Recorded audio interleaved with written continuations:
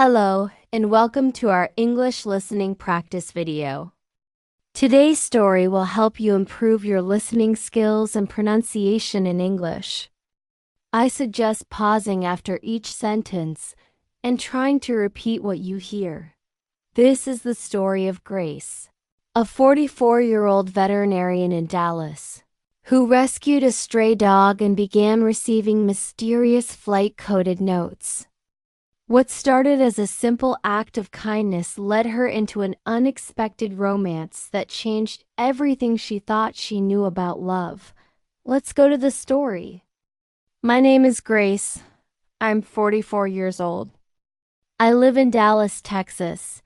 I've been a veterinarian for 18 years. For the past decade, I thought love had passed me by forever. Last Tuesday morning, I found a German Shepherd behind my clinic. He was limping badly in the cold rain.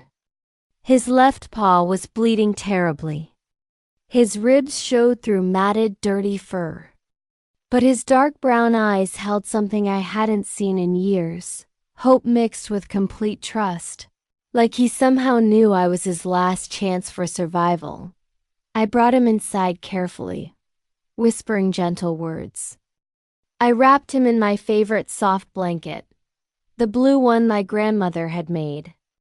I cleaned his wounds with infinite patience. I removed 3 sharp pieces of glass from his paw with steady hands. I fed him warm chicken soup and fresh, cool water. He ate slowly, never taking his grateful eyes off my face. That night, I locked up the clinic at 9:30 as always. I found the first note tucked under my car windshield wiper. Flight AA2847. For Max. For you too. Someone who sees your kind heart every single day. Max? I hadn't even named the dog yet. How did this mysterious stranger know exactly what I would call him?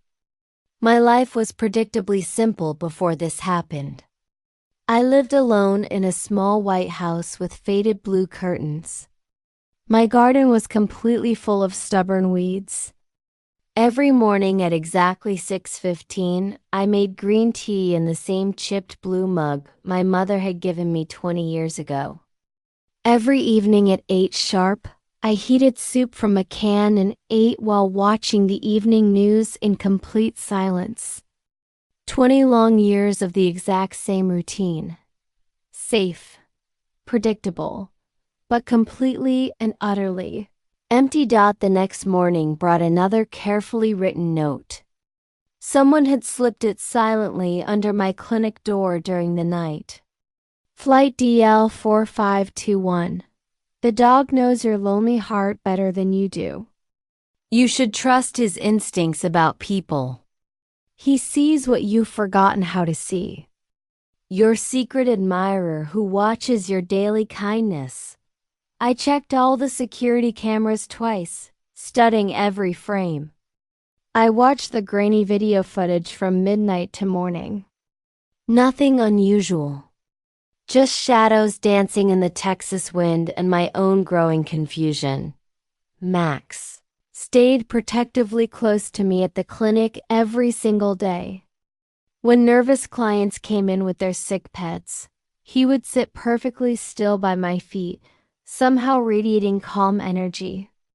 When I performed delicate surgery on an injured orange cat, he waited patiently outside the room like a faithful guard. He seemed to be protecting me from my own loneliness. But why did this rescued dog care so much about a lonely stranger like me? The third note appeared mysteriously on my desk inside the locked clinic. It was placed right next to my steaming morning coffee. Flight UA1887. Meet me at Gate 12, Terminal C, tomorrow at 6 p.m. sharp. Bring Max. He'll recognize me immediately. Trust me. The one who's been waiting 3 long years to properly thank you. I stared at the paper with my hands trembling uncontrollably. I read those words 5 times, memorizing every letter. Someone had been inside my secured clinic while I was at lunch. Someone who knew about Max's protective behavior. Someone who knew my exact daily schedule. Someone who'd been watching me very carefully for weeks. I should have called the police immediately. Instead, my curiosity completely overwhelmed my common sense. I had to know who was writing these cryptic messages. I drove to Dallas Love Field Airport with my heart pounding. Max sat calmly in my passenger seat, unusually alert. Terminal C buzzed with evening travelers pulling rolling suitcases and checking their phones anxiously. Max walked confidently beside me, his tail wagging slightly for the first time since I'd found him bleeding in the rain. I found gate 12 near the large floor-to-ceiling windows. A tall, handsome man with distinguished gray hair stood there completely alone. He held an worn leather suitcase and was watching planes take off into the brilliant sunset. He turned slowly when he heard our approaching footsteps. He smiled with such warmth and visible relief that my breath caught in my throat. "Grace," he said softly, his deep voice shaking with emotion. "How do you know my name?" I asked, my heart racing wildly. "I've been looking for you for 3 very long years," he replied. Tears formed in his incredibly kind eyes. Every single day, my heart completely stopped. "What do you mean?" "My name is Ryan Mitchell. Max used to be mine. He was my best friend and constant companion for 7 wonderful years. The world seemed to tilt dangerously." Max made a soft recognition sound beside me. He pressed his warm, solid body against my leg protectively. But his tail wagged slightly at the familiar sound of Ryan's gentle voice. He ran away during a terrible storm on April 15th. Ryan continued, pain filling every word. "I searched everywhere for 8 desperate months. I put up hundreds of signs on every street in Dallas. I hired 3 different professional searchers to help me. I offered $5,000 as a reward. I thought I'd lost my best friend forever and would never see him again." He knelt down slowly and carefully. Max walked toward him cautiously, sniffing his outstretched hand with clear recognition. Then he deliberately sat back down beside me, pressed against my legs.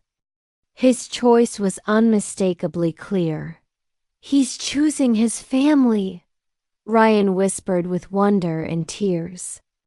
"Choosing what?" I asked breathlessly. "Who he wants to stay with permanently. Who makes him feel safest and most truly loved now." I looked down at Max.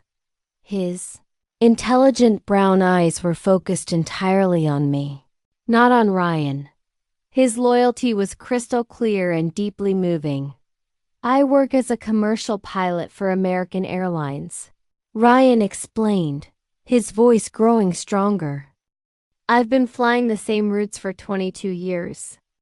After Max disappeared, I started leaving hopeful notes in places where someone might find him.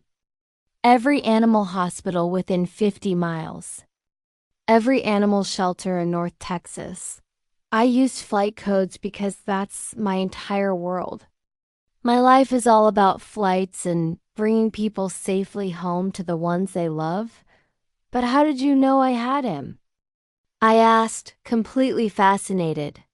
"Mrs. Patterson. She's the sweet old lady with the fat orange cat named Whiskers. She brings him to your clinic every month for his arthritis medicine. 3 weeks ago, she told me about the beautiful German shepherd you'd rescued and were caring for. She said he seemed incredibly happy and peaceful in your care.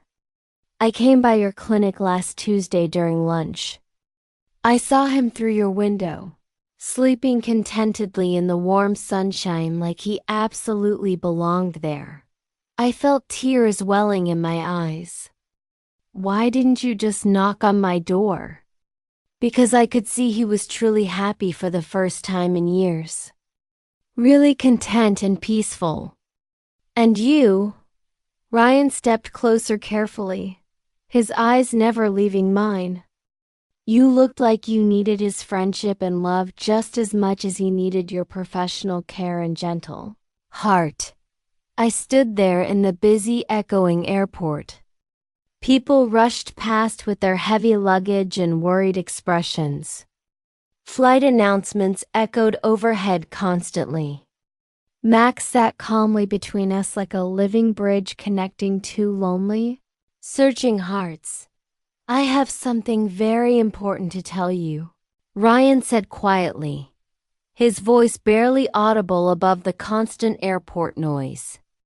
I've been watching you both from a respectful distance for weeks. Not in a scary or threatening way, I promise you. Just caring deeply from afar. You save animals every single day with such incredible patience and skill. You're gentle with scared, hurt pets. You're patient with worried, anxious owners. You're exactly the kind of person Max deserves to love and be loved by. And? I asked softly, my voice barely a whisper. And I was hoping maybe you might need someone special in your life too. Someone who truly understands that real love isn't about possessing or owning someone. It's about wanting the absolute best for them, even if it means courageously letting go. I looked at this incredibly kind stranger with completely new eyes. This man who'd selflessly given up his beloved dog because he could see the dog was genuinely happier with me. Who'd been leaving coded messages not to frighten or threaten me, but to find a gentle, respectful way to connect our separate lives. Would you like to get coffee somewhere and talk more? I asked softly, surprising myself with my boldness. Ryan smiled with pure relief and genuine joy. I'd love that more than anything else in the world. I walked slowly through the busy terminal with him. Max walked happily between us like he'd secretly planned this entire romantic meeting himself. For the first time in many lonely years, I wasn't afraid of change or new possibilities. I was finally ready for both adventure and love. 6 months later, Max still sleeps contentedly at the foot of my bed every night. But now Ryan reads fascinating books beside me, wearing his reading glasses and sometimes reading the most interesting parts out loud in his wonderful voice. Together we adopted 2 more rescue dogs from the local shelter. My once quiet house is now gloriously full of happy barking, constant laughter, and beautiful, chaotic mess. Even my neglected old garden is blooming magnificently with colorful flowers that Ryan lovingly planted for me. Sometimes love finds you when you're busy saving someone else who desperately needs help. Sometimes the mysterious notes you find aren't threats or dangers.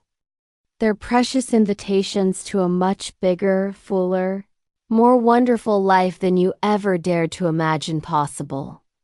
This morning, I found a new note on my pillow. It was written in Ryan's familiar handwriting. Flight to forever, for all 3 of us. Your loving husband. Tomorrow is our wedding day, and I absolutely can't wait to start our beautiful new life together. I hope you enjoyed Grace's incredible love story, and that it helped improve your English listening skills significantly. Please like this video if it was helpful. Subscribe for more heartwarming stories like this one. And leave a comment telling Grace what you thought about her amazing journey from loneliness to love. Remember, your daily practice is what makes you better at English.